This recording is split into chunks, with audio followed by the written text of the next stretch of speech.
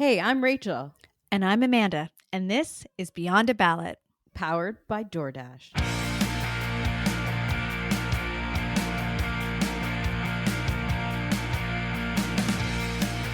Hello, welcome to another episode of Beyond a Ballot. I'm Rachel, here with Amanda. Hello. Hello. Today we're interviewing Melissa Lantsman, which is a very exciting day for us, the Deputy Leader of the Conservative Party of Canada, somebody who is really shaping what it means to be a conservative in this country right now. And she's somebody that I've known for 20 years. Melissa and I met years ago in student politics. We were on separate sides of the country, but we were really involved in the same organization. She was the president. I became president after her. And then we both ended up working in Ottawa. She obviously was, in pretty amazing positions, communication stuff. I was working for various ministers and policy roles, but we spent many years really together learning the political system and being involved in it. And we've remained friends for a long time. And so it's been such a pleasure of mine, a great joy of my life to watch her build a political career, but also, really hone in on her political voice in this country. So I'm pretty excited. She's a big power player in the Conservative Party. It's been really exciting to watch a woman. I know nobody wants me to talk about the fact that she's a woman and there's yada yada. Well, she'll tell us about that. Yeah, but listen, she's a woman who's on the main stage. She's on the front lines. She's like I said, she's a huge powerhouse for the Conservative Party. She's a big player on social media. So you can follow her there, where you'll learn a lot about her stance. She does not mince words. She and I think that makes her really exciting to watch. So I too have been really pumped about this interview, because I think it's a fantastic way for us to start to wrap up our very exciting season. I think one of the most interesting things about Melissa Lantsman, and we're about to hear from her, but she has such strong conviction and unapologetically so. We're going to ask her some questions that she is just going to dive in head first. And that's pretty cool to have a world where our government is being led by people that have very clear vision and very clear conviction, no matter how difficult that is, I think is the ideal for governance. So yeah. And I think, as a liberal, I think that this is the point of our podcast, right? To have these interesting conversations with people of different political stripes. The end of the day, we all want the same thing. We all want the absolute best for our country, for our neighbors, for our family, for our people. Yep. We may go at it a different way. We may have different points of view, but the healthier we can have these discussions, the better it will be. So I think, I'm equally excited to have this one today. I'm kind of nervous. I'm kind of nervous to interview her. It's hard to interview friends. Yeah, but I think she's a pro, so she's going to be. So I think we should get into it. Enough of the prelude. I know. Let's do it. Let's do this. Deputy Leader of the Conservative Party of Canada, Melissa Lantsman, joins us now. Welcome, Melissa. What's up, guys? Hi. We're so happy to have you. So happy to be here. It's a great pleasure. I know so many of our listeners are going to be thrilled for this one. Rach, is there anything you want to say before I launch in? Well, I have to disclose that I'm so nervous about this. I've known Mel for how long, Mel? Probably 20 years. And only 21. So you're only 21, right? Okay, so at least 4 years we've been friends, and I have been so nervous about this interview, and it's very hard to interview your friends, but I am going to jump in here and do my best. So putting that on the table to start. Amanda, I think the best interviews come from that place. That's true. I want to start from the beginning. I want, for our listeners, for those, many of our listeners will know exactly who you are because they see you on TV and they hear you on the radio and they see your name in headlines. I'd love for you to give just a quick overview about you. Who are you? How did you end up here in this place? Here's the stuff that you don't know. born and raised in the community that now I represent in Thornhill. Born to immigrant parents who came here 50 years ago, and I'm. Some people know this, but I'm part of a club that nobody wants to be part of. But I'm part of like the Young Orphan Club, in so much as I've lost both my parents. My dad after the first time I ran, my mom just before I ran, so she never saw it. But this was always sort of a conversation and a plan that I had. So whether she saw it or not, I know that she's watching. My dad got to see a bit of it, and I've come from a really, really small and close knit family. I did all of the things that that you would do growing up in the suburbs. I had parents that struggled, throughout my brother's childhood and my childhood, and we got sort of everything we wanted without ever, probably more than we ever needed. I went to camp and I did extracurricular activities, and I went to school. I went to French immersion, so they maybe had that plan. I went to all of the schools. I got the right I got the right jobs, and I always was drawn back to politics. So I decided that I didn't want, when the guy in the seat before me, Peter Kent, who was a great MP for 13 years in the riding, when he retired, I didn't want to see somebody sit in that seat and waste the opportunity for a decade. So it wasn't really part of the plan at the time, but I threw my hat in the ring, and that brings me to here. Like, that's the really truncated version. Yeah, for sure. But like, was little Melissa, like, were you a kid thinking about politics? Were you one of those kids who did I wasn't school politics?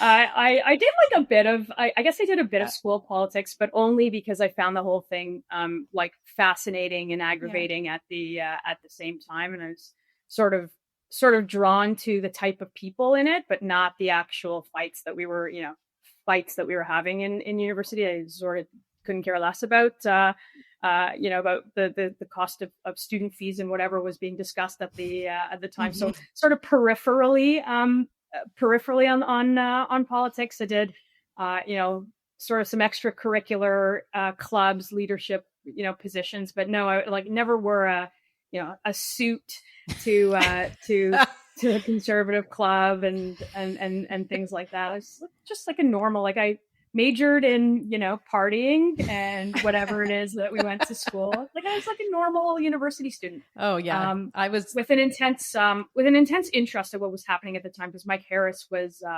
elected at the time when I was in university, and it was sort of across the street. So I sort of dabbled into trying to understand like what it was about this guy and the people that were attracted to it, and sort of found my best friends in that movement.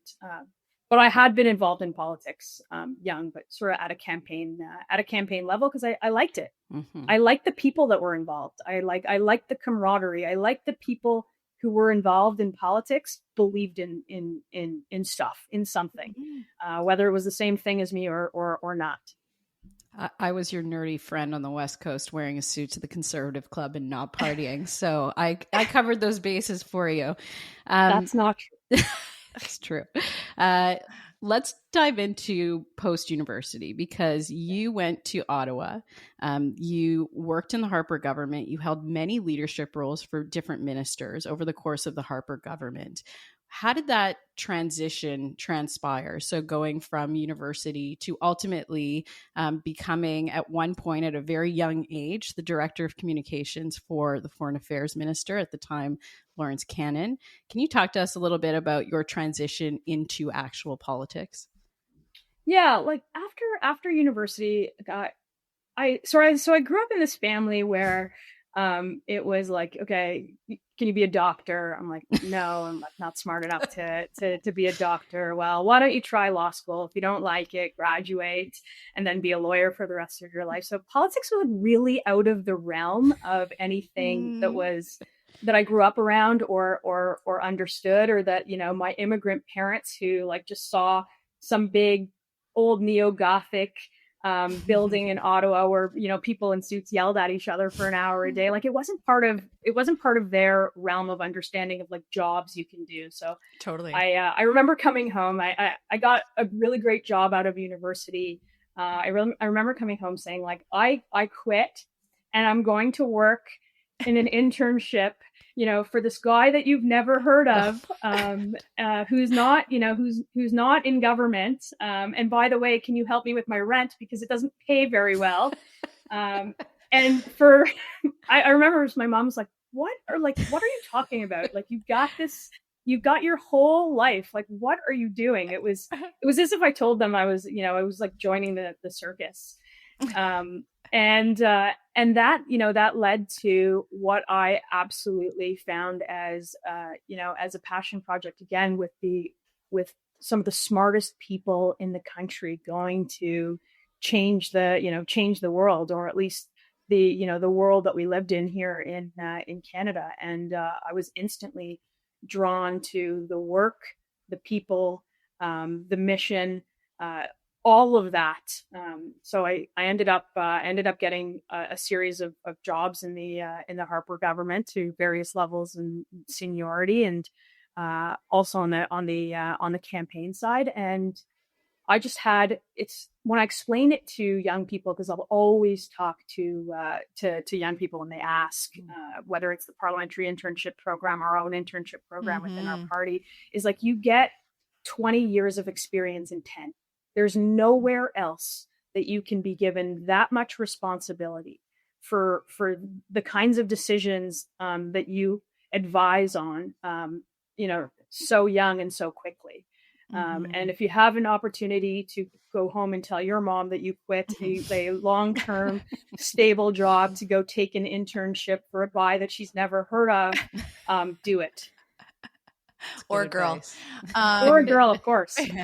So you move from behind the scenes to the front bench. What surprised you most? So there was lots of things in between, and I had lots of lots of success in the years prior in the private sector. But I did that knowing, I think, almost exactly what I was getting into, and I still did it anyway. So I should probably check my head a little bit. But what surprised me most is sort of how fast you develop this bond with the people that entrusted you with their vote and to be their voice in Ottawa. And also how fast on the personal side you lose your anonymity and your privacy. I knew that was a thing. I just didn't know that it happened so quickly. And people put so much stock into you so quickly. So, good things and bad things about it. But when I talk about this job, it's like 90% good, like 10% sucks. 10%. That's a pretty good ratio. That is a pretty good ratio. Pretty good ratio. Yeah. I want to dive into that loss of anonymity, though. One of the things that you are well known for is your use of social media. I would say you're part of the millennial generation of politicians, people that are some of them are which are former Harper staffers that are now sitting as MPs. But you've really led the charge on kind of telling your story on social media, whether or not that's you in your community raising a flag at an event, or that's you in the house yelling about something. Would talk to me about your strategy there. Like, do you feel pressure to bring that forward on social media, or is that part of the strategy for how you communicate with voters? It's not really a strategy. It's just how people communicate today. I think it's, I don't see that many people on the street that I live on, coming out of their front doors getting a newspaper. That's just not happening. It's a reality. It's not really a commentary on which newspaper. So we communicate with people where they are. The idea is to get real estate within their daily lives, and let them know what's happening, and the very fact that they sent you there to be their voice. So we want to make sure that you're doing right by them, and we want to make sure that they see it. And this is something also that, in addition to lots of other people in the party, which I call the youngish caucus, I'm a late stage elder millennial, but I definitely play them on TV. But it's something that, that Pierre, the leader, has been able to do, just amass this, this following of people who see this. And I go to, for those in Toronto, you'll know, Yorkdale Mall, if anybody ever still goes to a mall. But I remember being, in the mall, and I was just shocked at the number of people who stopped me, one, really? And the number of people under 30 who stopped me to tell me that they watched me on the house with the green chairs. And in a million years, this is not the kind of person that would sit home and watch CPAC. So obviously they're getting it from somewhere else. So obviously that mode of communication is working, where you can get into people's feeds and get them interested in being able to advocate for themselves and to change the country in the way that they want it changed. For sure. So that's the upside of social, for sure. Talk to us a little bit about, though, the public exposure and the downside of social media, which we talk about a lot on this podcast. A lot of women that we've interviewed who say, it's a jungle out there. It's totally a jungle. But look, if you're going to put yourself out and put those opinions out and try to drive change, you're going to get people that disagree with you. And that's a healthy thing. And that's a healthy thing in democracy. And obviously there's some vitriolic stuff. Here's the honest truth. I'm not a comment reader. For me, much of social is a broadcast only channel. Because if you spent the time reading about what people thought about the jacket that you're wearing, or in my case, the size of my forehead seems to come up a lot, which I think is kind of normal size, but whatever. Yeah. I'm not a comment reader, and I think that just keeps my headspace focused on the things that I need. But on the politics side, sure, there is oftentimes security concerns. It's well known that I'm one of the MPs that have had protection around me for various things that I've said, particularly about regimes around the world. So those are always concerns, but that's what I was elected there to do. I'm strong about my convictions, and I'm not afraid to say it. And I think the second that I'm afraid to speak is the second that we have a real problem in this country, or it's the second that I've got to do another job. I want to talk about those convictions, because obviously you've worked in conservative politics. You are now an elected conservative politician and deputy leader of the party. Talk to us about why you align with conservative values. Why did you choose the conservative team? Okay, so there's a story that I tell, and it's an early memory that I have. And I told you that my parents were immigrants, and two very different experiences. I have two different parents, like everybody else, but my mom was educated for the most part here, and she had a white collar job, and she went to work in a suit, in a fancy car, in an office. She was credentialed here. And my dad was an uncredentialed engineer who, when he came here with a kid in hand, he went right to work, and he drove a cab, and he went to work in blue jeans, and he had broken English. And I watched the way that the world treated my mom and dad, and the so-called fancy people, and we talk a lot about this, felt like it's almost as if, they treated my mom and dad very differently. They used smaller words. There was a club, and my dad wasn't part of it. Not because he was uneducated or less than, but because he didn't fit the part. And the values of politics for me is to be able to go speak for the very people that weren't part of the club, that didn't fit the part. I think that when you go to Ottawa and you're surrounded with people with fancy degrees and who had big careers and maybe made a lot of money at some point, they start to think that they know more than the average person, and they start to make rules where they stop listening to average people. And I think the Conservative Party is the exact opposite of that. And I think that Pierre's built that movement, tenfold, of the people who work in this country, particularly those in blue jeans, and those who didn't get all of the things that I was afforded because I was born here. The people who work hard in whether it's on a farm or in a plant. I think those are the voices that need to be put forward in Ottawa, and that's what attracted me early on, I think, to the Conservative Party. I love that story. It's very similar to my story. I love that story. Well, how'd you end up on the other side? I know, right? I was thinking, I'd be like, you'd make a great Liberal. That's not. I don't know if you should take this. I should take that as a compliment. It is. It's definitely a compliment because I am one. I'd love to. I'm a fan. I'm putting it out there.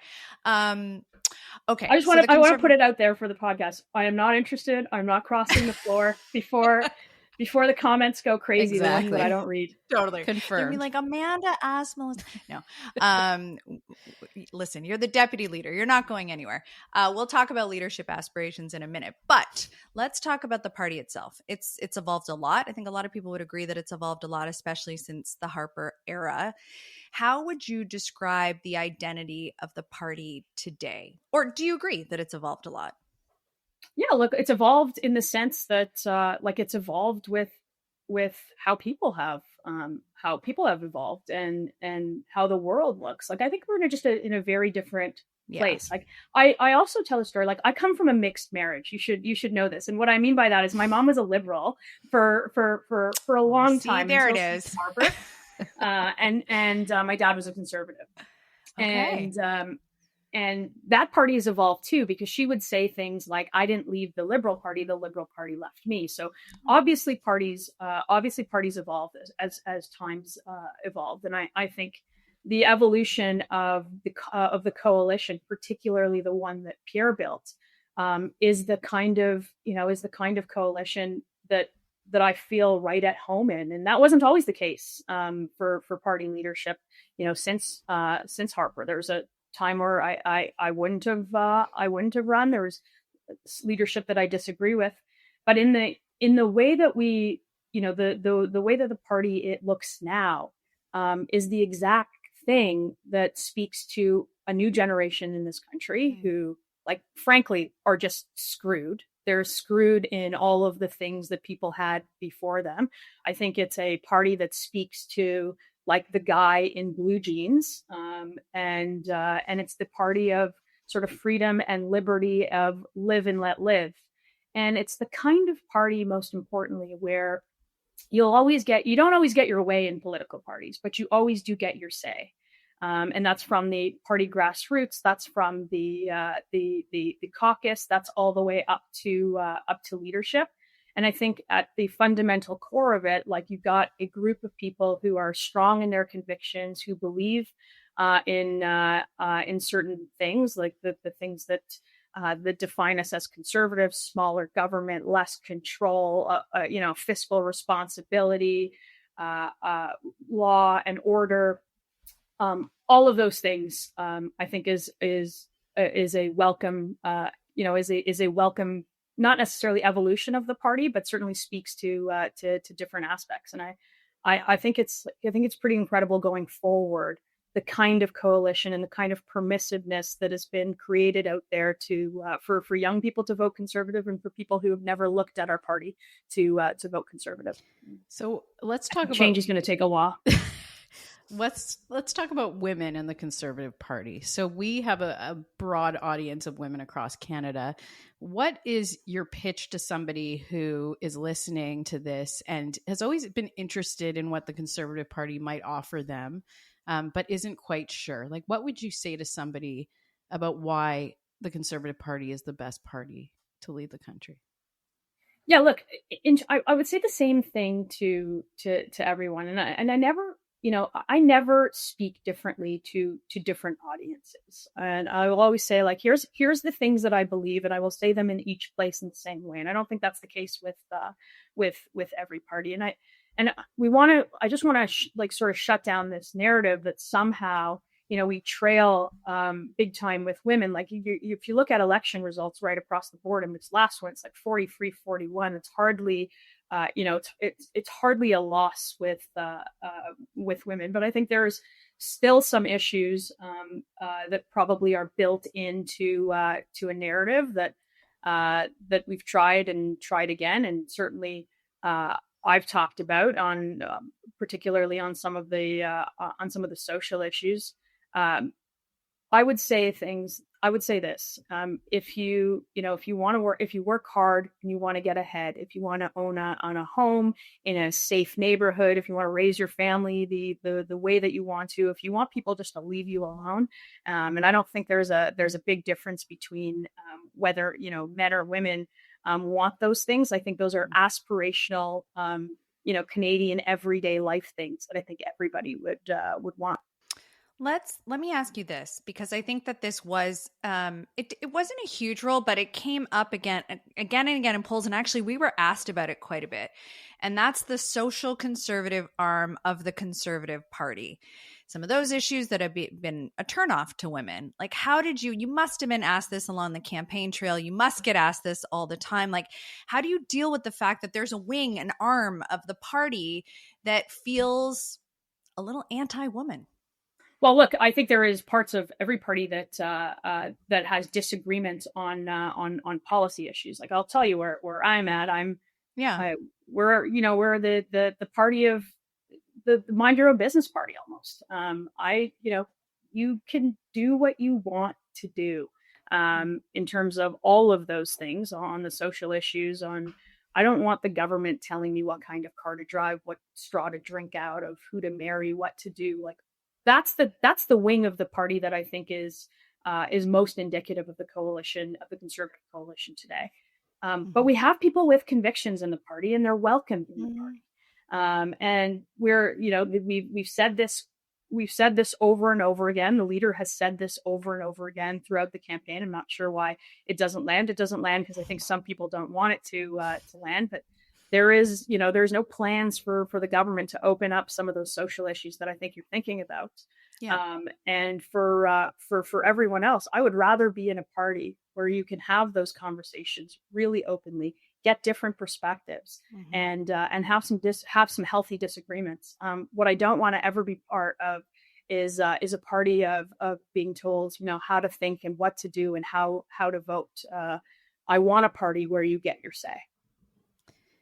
I want to dive into the idea of quotas, because we had a couple of former cabinet ministers on the show a couple of weeks ago, and we asked them whether or not the idea that 50% women in cabinet was a good thing. You in December made a speech, and I'm going to read your quote. You said, women can do so much more than just fill a quota. There's hope for real progress when we prioritize substance over labels, action over pretty words, and give women the freedom to have their own views instead of dictating them based on lofty platitudes. Can you talk to us about that? Like, what is that conviction for you?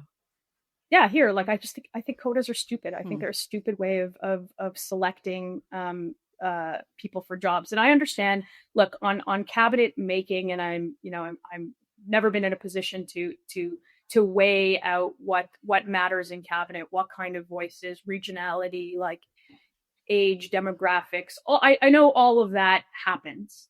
But I think quotas for the sake of quotas are dumb. Because I think people have so much more to offer than particularly like their biology or any version of that quota. I think that society functions best on merit, and I think we've lost control of that conversation when we put things like DEI ahead of merit, and I think it perverts the very idea of what you're trying to achieve. I've been vocal about that. And I understand that in some cases it's a selection, but I never want to be thought of as somebody who got somewhere because I'm a woman or because I'm this, that, or the other thing. Like, I'm not a checkbox activity. And if people want to believe that they get opportunities based on, what their gender is or what color their skin is, fine. But I don't want anybody to ascribe that to me, and I don't want to have to think that. And now a word from our title sponsor, DoorDash. Just like we go beyond a ballot, DoorDash goes beyond delivery. Throughout this season, we've been sharing stories from Dashers who value flexibility, independent work, and small business owners who've used DoorDash to reach more customers. We heard from Nadia, a Dasher in Cambridge, Ontario, who values being her own boss and setting her own schedule.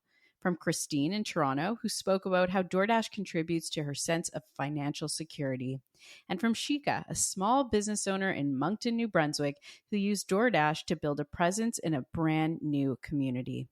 As we roll out our last few episodes of Season 2, we want to thank DoorDash for your support and your partnership. You've had a pretty strong trajectory in your political career, I would say. Like, feels like you're everywhere. You have That's good. A big social media presence. Have you noticed? I have. And I think, what do you want to be known for? Like, I'm curious because you're there. You're the deputy leader of the party. Like, you have a strong public persona, a presence. What if somebody were to listen to this, or someone were to take away and like talk about you later at their dinner table with their girlfriends over wine? What would you be hoping that they said about you as a leader in that party? Look, I want to be, I want to be known for saying that quiet part out loud, the thing that people are scared to speak about, delving into issues that might make you a little bit uncomfortable, but everybody in the back of their head sort of agrees with. I want to be able to bring those to the forefront. I think politics, it's like a team, and you've got position players. Mm-hmm. And I want to play, the position where I can go out and attract people to the movement. I want to play a big role on a campaign where we bring more people into their movement. I want to be somebody who speaks to the next generation about housing, about working hard, about making sure that they get everything that they want in this country, about taking care of those who built this country. And I want to do it without apology. I want to be able to speak about the very fact of that our immigration is out of control, and not be called names for bringing these very serious conversations up. And I think that I've been a position player that's been able to do that in a way that is focused and researched and based on fact, and in a way that people understand. But you don't mince words. Like, you're not. And one of the things that I would say, one of the big criticisms of the party has been the toxic or angry rhetoric. Do you think that's a fair criticism of the party? I think the party's been channeling the anger that exists in the population, and an anger that is like so obviously clear. Like, if you graduated school today and you did everything right, there's no way that you can attain even what somebody my age has attained, or somebody who's 10 years older. You can't buy a house, you can't settle down, you can't have a family, you don't have safe streets anymore. We've screwed up generational consensus on issues like immigration, whereby which there is no doctors to see, no nurses to take care of you, no spots in schools, no jobs in the labor market. Like, these are the things that were being channeled, because those are the things that exist for real people. And there's also what I call like luxury issues, which we don't talk about so much, and we probably talk in a very different way. But those issues don't matter if you can't put food on your table, if you don't have a table, if you don't have a house for that table. Like, none of that matters for you if you're a young person in this country. So yeah, we've channeled exactly what we've been hearing out there, and I think for a large part of the population, it's worked, and it's built a very, very different coalition. Let's talk about this moment in time for the Conservative Party of Canada. So obviously, coming out of the campaign, picking up 24 more seats in this last election across Canada. Pierre not winning his seat, you being the deputy leader. How's everybody in Ottawa feeling? How are you feeling working with Andrew Scheer over the last few weeks, and the fact that you're coming to the end of this parliamentary session? What are you thinking about? What are you hearing about? Give us some insight on that. So here's the thing for people, I guess, watching, who either have been part of a campaign on the periphery or maybe haven't been, but it's like a very weird night where in your own riding, where your community sort of huddles around you, comes together, does all the work for the 38 days and many months before that, actually is successful. And in our case, in Thornhill, more successful than anybody's ever been in history, with the highest vote total. And like, we did all of the things. And so you get this sort of euphoric, feeling in there of like people's work, like those votes ended up in the ballot box and they chose us. So a really sort of happy feeling locally, and then sort of what that means nationally. And you got to put on a smile, and obviously you're humbled and you're grateful for the opportunity, but you got to put on a smile, understanding that, you did the part in your own riding, and still the outcome that you wanted didn't happen federally. Anytime there's an election loss, or frankly, anytime there's an election win, I think there is a take stock exercise that needs to happen about, what went right. And for our campaign, lots of things went right, and then what went wrong, and then what are some of the factors that did that. And I don't think you can have that conversation, frankly, on a podcast, but I don't think you can have that conversation without talking about sort of the external factors of Trump, the idea that the NDP was decimated and we're probably in a two-party system going forward. I don't think you can have that conversation on making sure that you're batting down some of the things that are becoming sort of commonplace in the narrative around why you lost. But those things are done internally.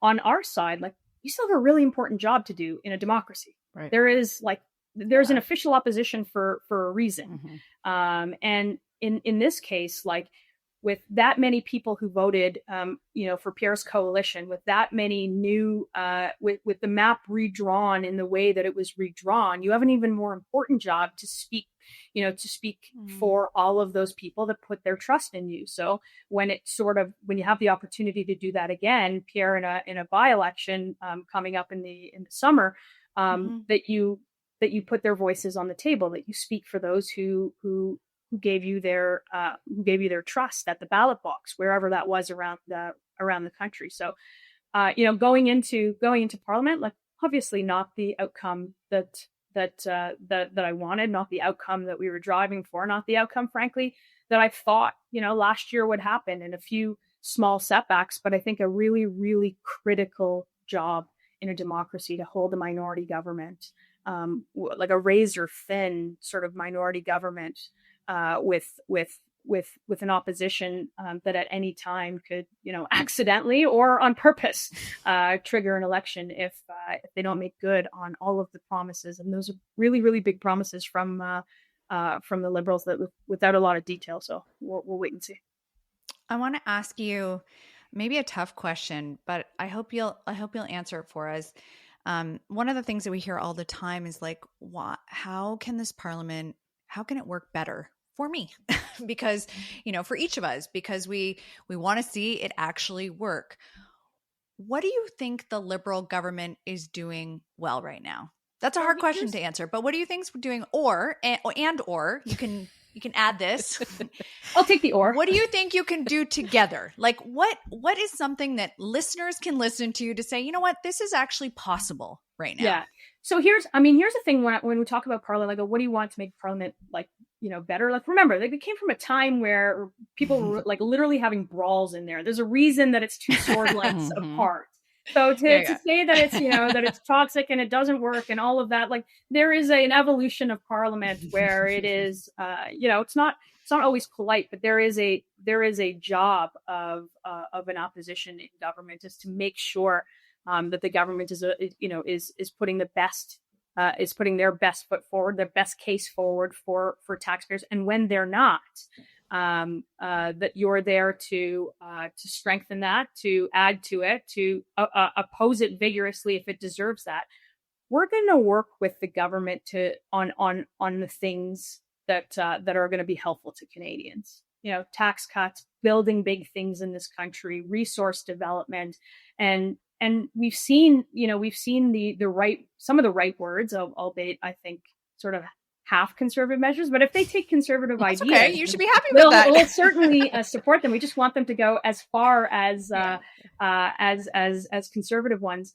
And when they don't, or when they fall short, I think it's important to play that role of the opposition. These are the most powerful people in the country who have, the purse strings, or who hold the purse strings of public money and public trust.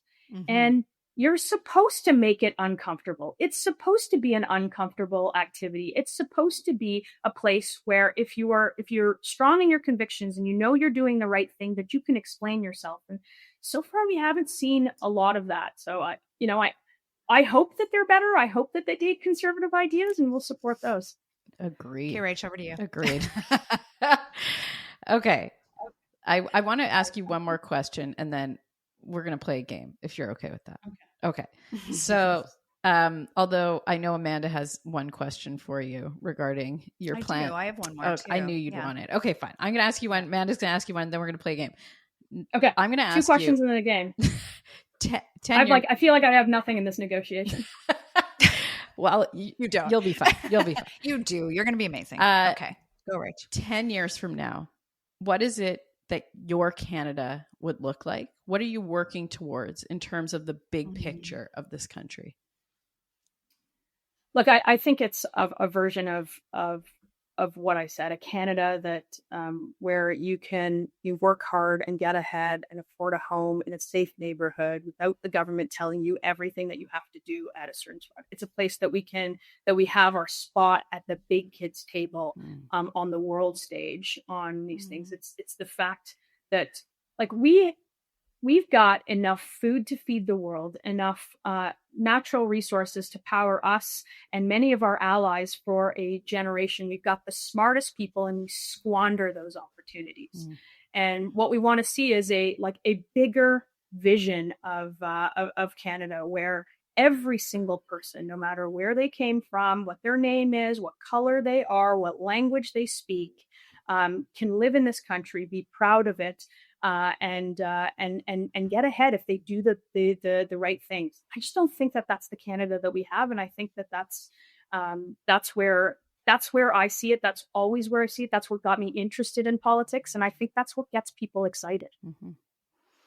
I know that you're not a fan of hypotheticals, but no, politicians they don't function in hypotheticals. I'm going to play that game just for a very short Amanda's moment. Been dying for 20 episodes to ask you this question. Okay, here we go. If there was a leadership review, if Poilievre decided tomorrow, I'm out, I've done my thing, would you ever consider a run for leader? So it's not my ambition, and it's not my intention, but I'll tell you why. Okay. I think that this coalition, the one that was created, was uniquely created by Pierre.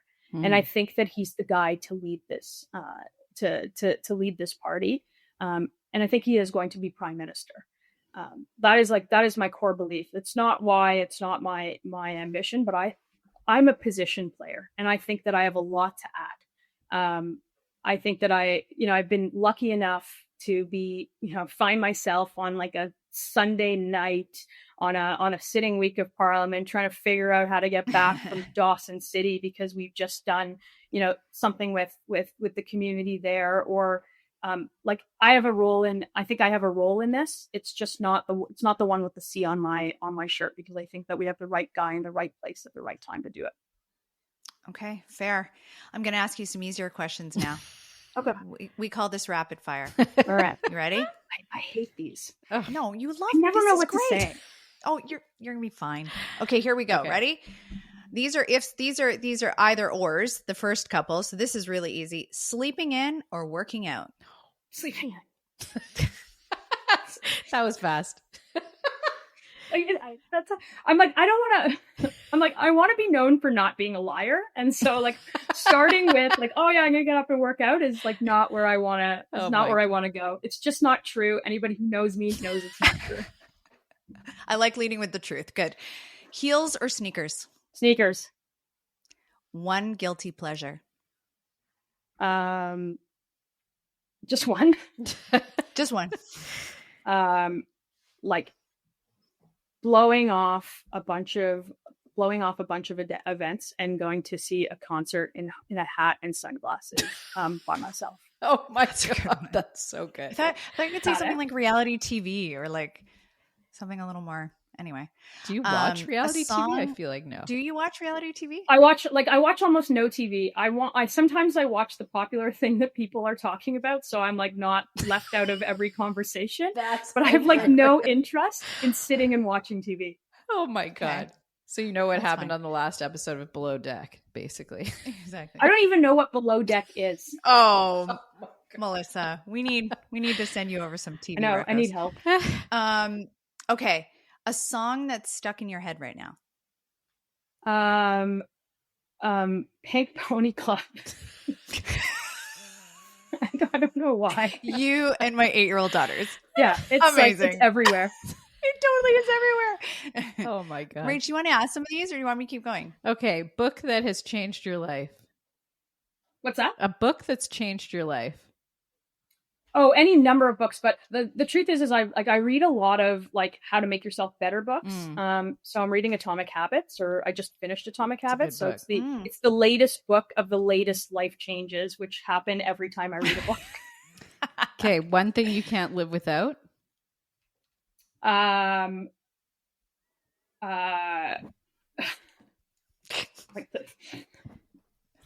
many. Your dog. Your dog. Know. Yeah, the dog, like, I don't know, any number of things. For those like that don't know, she family, has the cutest dog friends, in the world. Food, dog. I've got a dog named Winston. He's really cute. He's so cute. Okay, what would you be if you weren't a politician? A pilot. Oh, a pilot? That was an instant. That was... Yeah, totally. What? I never wanted to be a doctor. Like, didn't want to be a lawyer. I really wanted to be a pilot when I was young. Like... Wow. A commercial pilot or like small planes? I never knew. Well, eventually a commercial pilot, but I suspect you don't start fighter flying. Jets. Like what's that? Fighter jets. Those F-35s. Okay, biggest mentor. Those are never coming. Biggest mentor in your life. Who's helped you along the way? My immediate family is like where I draw most of the inspiration from. My mom for different reasons, my dad for different reasons. I look up to my brother, who I think is the smartest guy I know. Those are the inspiring figures in my life. My grandparents, things like that. Okay, favorite place in the world to be? Cottage country in the summer, Miami in the winter, and Amalfi anytime that I can. Fair. Very fair. It's not that complicated. Very fair. Everyone would feel that way. Okay. I don't get to spend that much time doing those things. So I like to think about them more than I do them. Okay, Rach, you get the last, then the best one. Oh God, I have to ask the liberal question: Chrétien or Pearson? Chrétien. Chrétien. I knew she was going to go with that. Yeah, totally. I got to meet him. I think it's cool anytime you get to meet the prime minister. I think it's super cool sitting across from a prime minister and being able to grill that prime minister on the issues of the day. Right. But I think different leaders at different times obviously brought something to the table, and I'm fascinated with all leaders. So I got to meet him. I got to speak to him a number of times.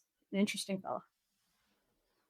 Sure is. That's it. It wasn't so painful, was it? No, it wasn't so painful. I'm not as exciting as I look.